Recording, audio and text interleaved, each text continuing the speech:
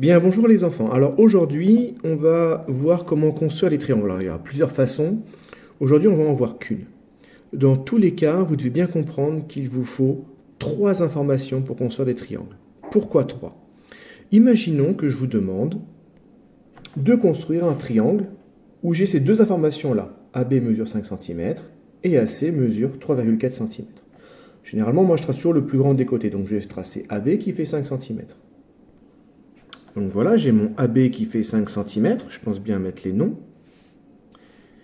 Et maintenant, je dois faire AC qui vaut 3,4. Donc AC, c'est-à-dire que je dois partir du point A et aller jusqu'à C et faire 3,4 cm. Or, si je n'ai que ces informations-là, AC, je peux le faire comme je veux. Par exemple, ici, AC vaut 3,4. J'ai tracé comme ça. Il ne me reste plus qu'à fermer mon triangle.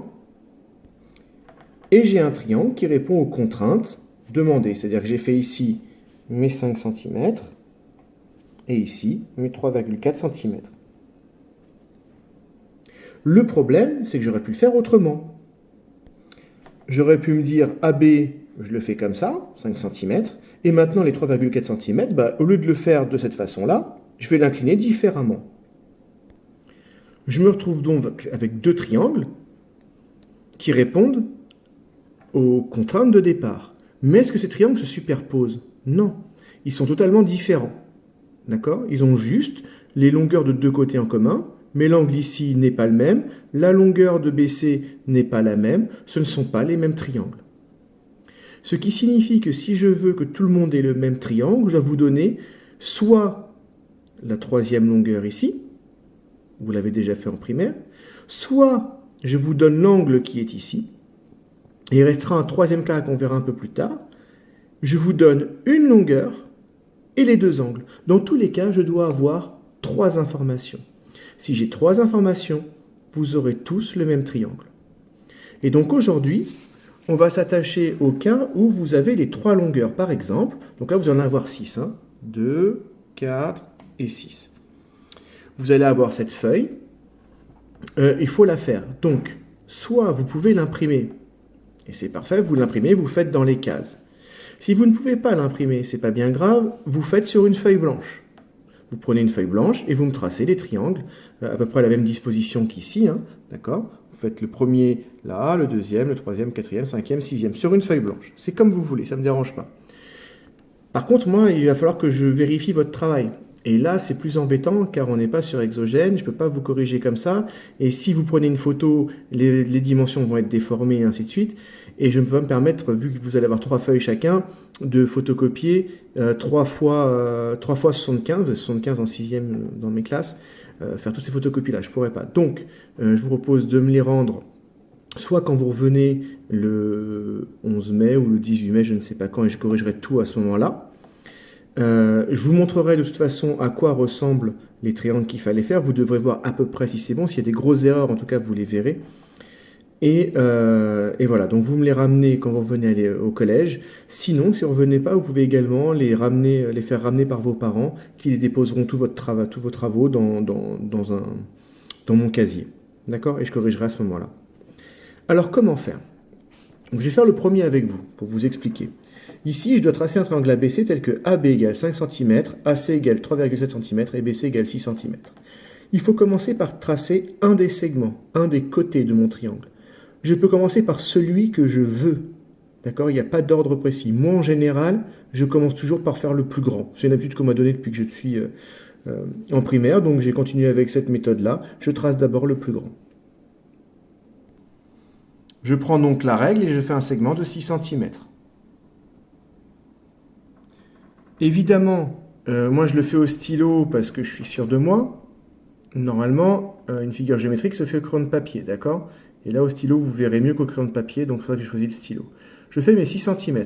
J'enlève ma règle et je donne son nom. Il s'appelle BC. Je mets B d'un côté, C de l'autre. Il n'y a pas de sens qui est juste ou qui est faux. On fait dans le sens que l'on veut. Et maintenant, il me reste... J'ai utilisé l'information qui est là. Les 6 cm là. D'accord? J'ai utilisé... on voit, c'est un peu flou. Allô, allô. Voilà. J'ai utilisé l'information des 6 cm qui est ici. Il ne me reste plus qu'à utiliser les deux autres informations. Donc pour ça, les Décidément, pourquoi c'est flou comme ça? Voilà. Je peux choisir d'utiliser soit AB 5 cm, soit AC 3,7. Et pour ça, vous l'avez déjà appris la méthode, on va utiliser le compas. Donc d'abord, je vais faire AB, par exemple, un écartement de 5 cm. Je fais mon écartement de 5 cm. Le segment que je veux faire s'appelle AB. Ça veut dire que il ne touche pas le point C, hein, le sommet C, rien à voir. Donc je pars de B, je pointe mon compas sur le sommet B.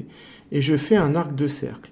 En faisant cet arc de cercle, rappelez-vous ce qu'on a vu dans les chapitres précédents, j'obtiens, normalement si je fais le cercle complet, tous les points qui sont situés exactement à 5 cm du point B. Donc le point A, vu qu'il est à 5 cm, il est quelque part là-dessus. Je pourrais faire de l'autre côté, hein, si je voulais. Le triangle peut très bien être dans l'autre sens. Il y aura deux possibilités. D'accord? Et ensuite, je vais devoir mesurer 3,7 cm ici et pointer sur le point C. Donc je vais le faire.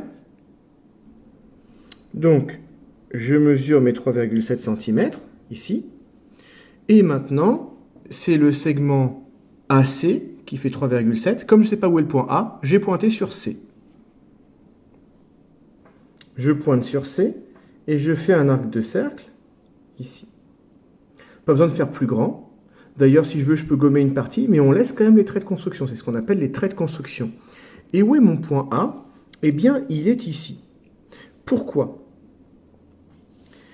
Parce que regardez, qu'est-ce que je sais du point A?